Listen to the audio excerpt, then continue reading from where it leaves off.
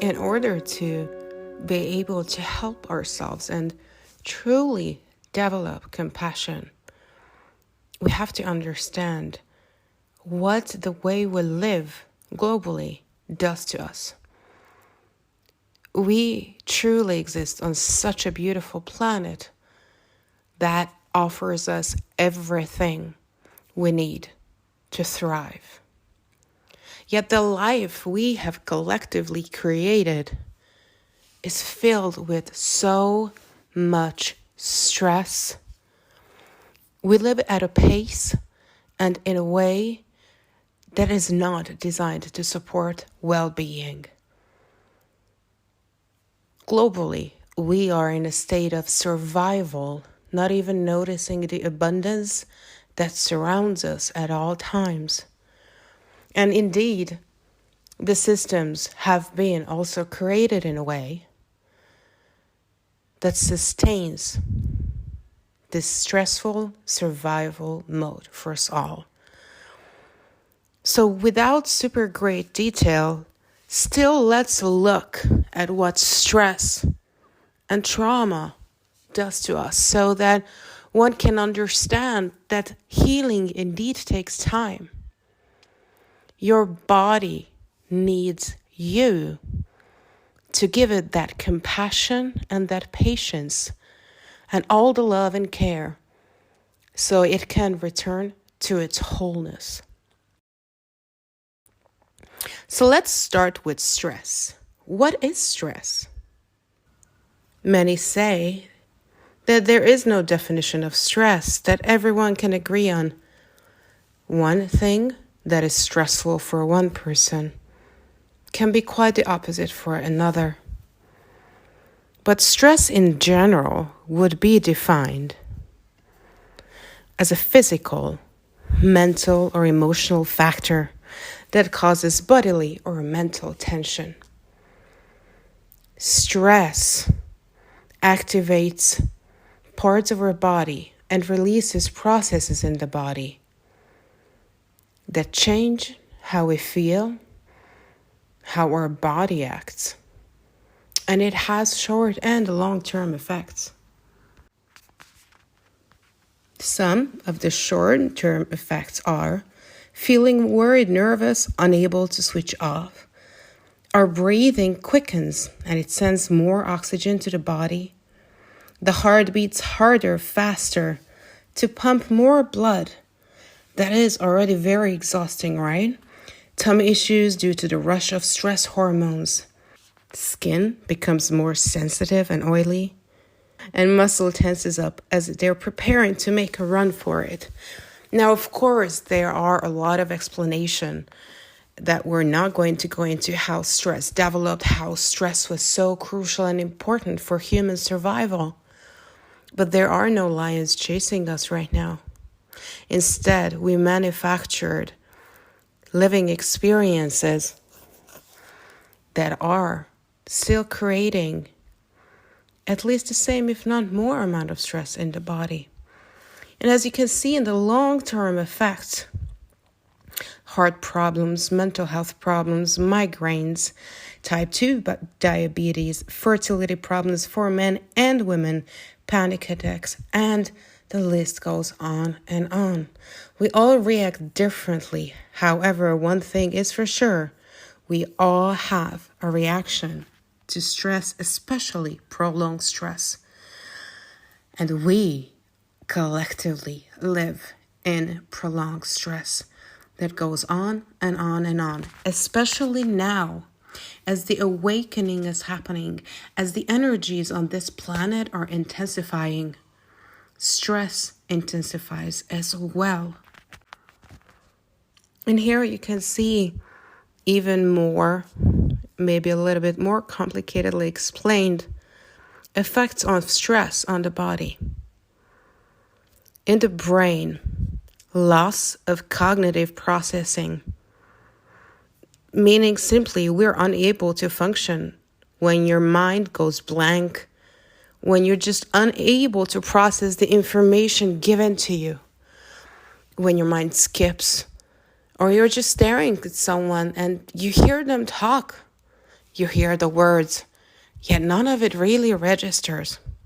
Perceptual narrowing, your ability to perceive what's around you, is greatly affected.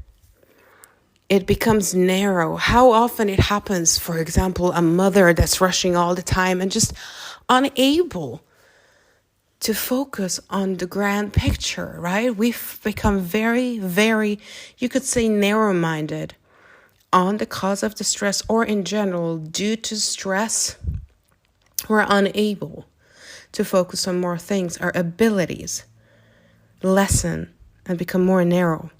Hypervigilance, increased reaction time. Our brain is on overload. It does not react the same way. This is why so often when we are, for example, driving in a stressful state, it's almost as if someone is driving drunk. We don't have the same reaction time. We're not able to react the same way. And without reading all of them, let's just mention some. Ears, auditory exclusion. You're unable to hear things. Your skin changes. Your adrenal glands release so much adrenaline. Stress hormones are rushing through your body. Loss of fine motor skills. Your hands stop working the way they should. You can't breathe properly. You can have allergic breakouts. Liver can start beginning to break down. And there's so much more.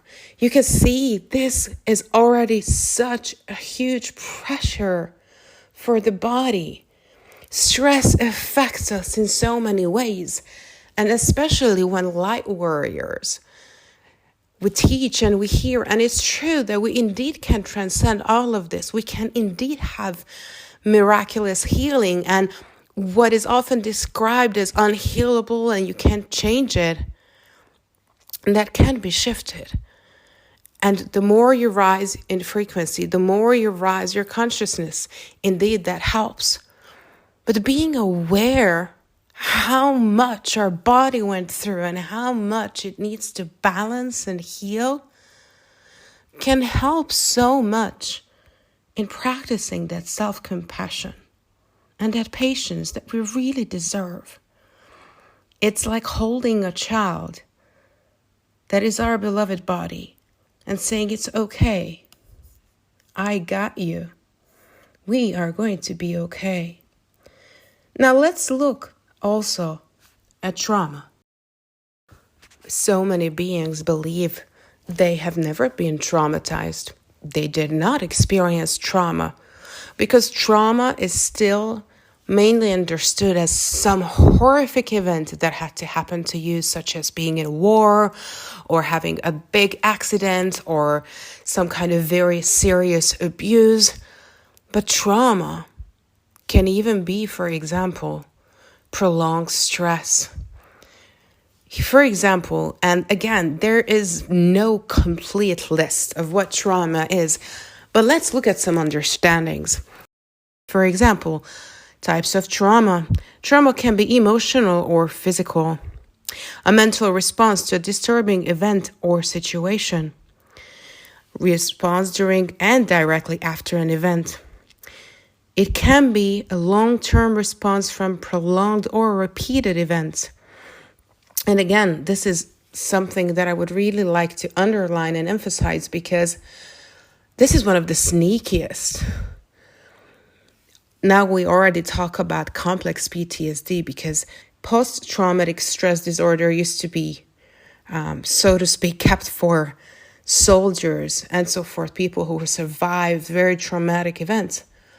But if you live in a household where every single day, from your early childhood, you receive one or two small comments, nobody's yelling at you, nobody's hitting you, but they just keep asking you, are you sure that looks good on you?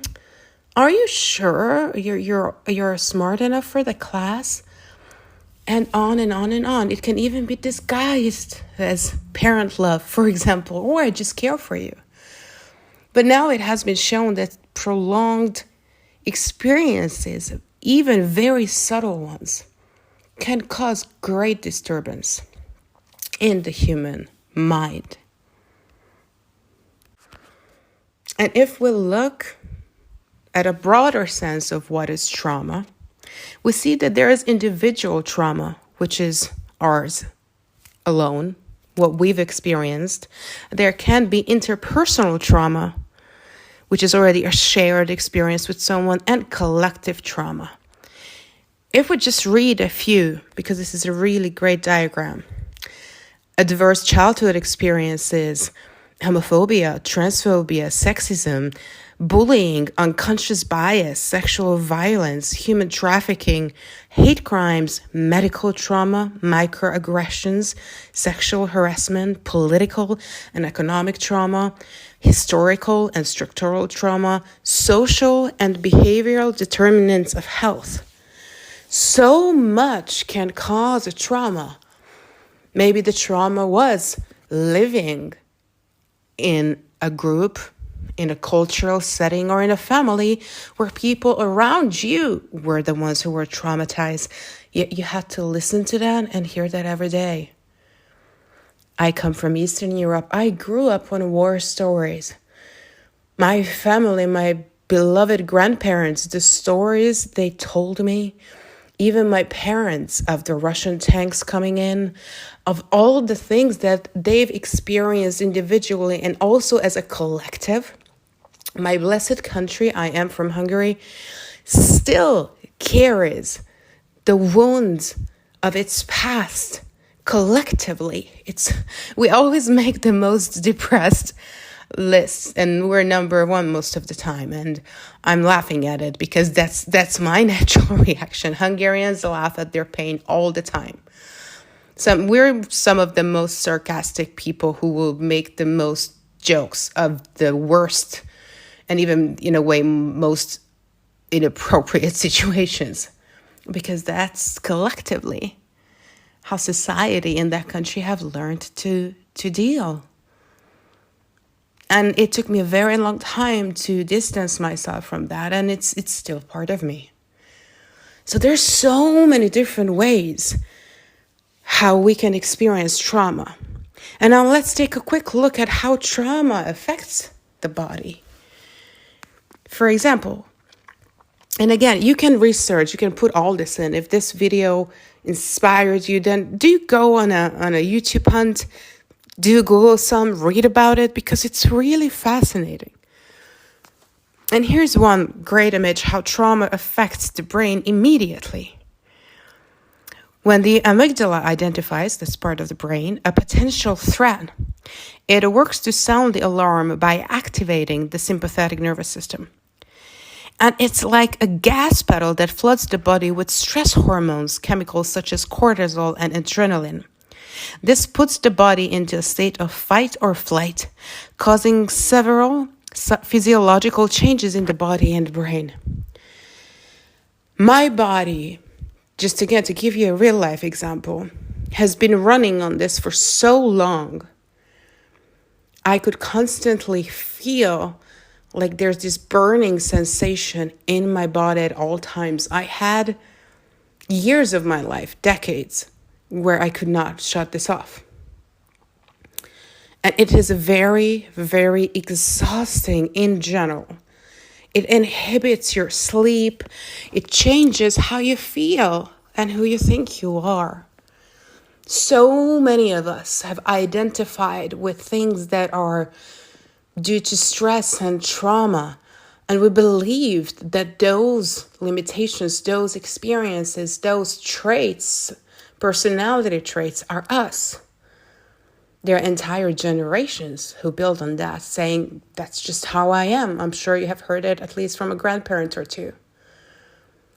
But that's not who we are. And what is interesting and hardening is that when we realize this, it also starts a whole other grief process, because we have been carrying these things for so long, and releasing them triggers a defense mechanism within, saying, hey, wait, this has been me for so long, right?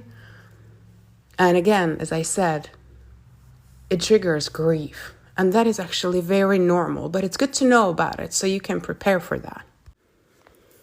And here you can see just some interesting images I put here for you to visually be able to see how trauma, for example, abuse, affects the brain. Now, mainly mainstream doctors would say this is unhealable, but the light warriors know better. Everything can be healed. But if your brain, your nervous system, your body has been going through this for decades, for such a long time, or even just for months, it causes changes in the physical. And this is why you must practice incredibly well-planned self-care that you need to fine-tune again and again and again. That is why you need to prioritize self-care at all times. It needs to be your new hobby and your new best friend. And this is why it's so important that you understand that yes, you can thrive right now. This does not have to hold you back, but you need to know how to handle it. You need to understand that your body needs time and your soul can fly, but you need to take care of the body.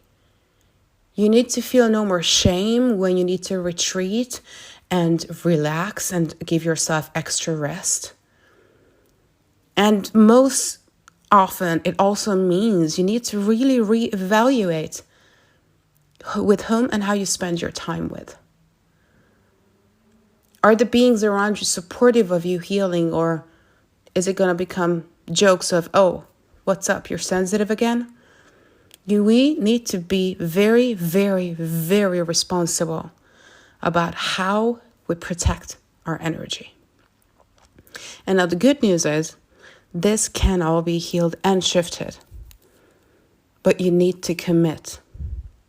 You need to commit to your well-being. And you need to commit to your ascension. Because yes, you can awaken and go to great heights, even with all these issues. But if it's not in your awareness, if you're not aware of your triggers, of how your body feels, then indeed it can cause great havoc. Then the ego will come up. It will try to grab your attention one way or another. Or you can take those unhealed parts of the personality self with you and say, but that is who I am. That does not need to be changed. Because really, so often, we hold on to these parts. I know I had weaknesses, put it this way. Weaknesses that others close to me often called me out on. And I didn't know what to do with it. And I felt so helpless. So I started to defend that part of me. I wanted to be completely loved that way. And I dug so deep into it. It was almost another trauma, to put it that way, when I realized, oh my goodness, that is really not me. And that is really hurting me. And then I could start to let that go. And for a long time, they'd still travel with us. I still have things in me that I know are not me. And if I don't take care of myself, they would happily come back and try to disrupt my joy, peace, and abundance. But when you really know them and know yourself and love those aspects, that they can never take back control over your life. And while you're healing, your soul can already come forth and lead. You don't have to spend years suffering. You don't have to spend another moment suffering. You can decide right now that you're going to love yourself. Everything. The magical parts, the annoying parts, the strong parts, the weak parts.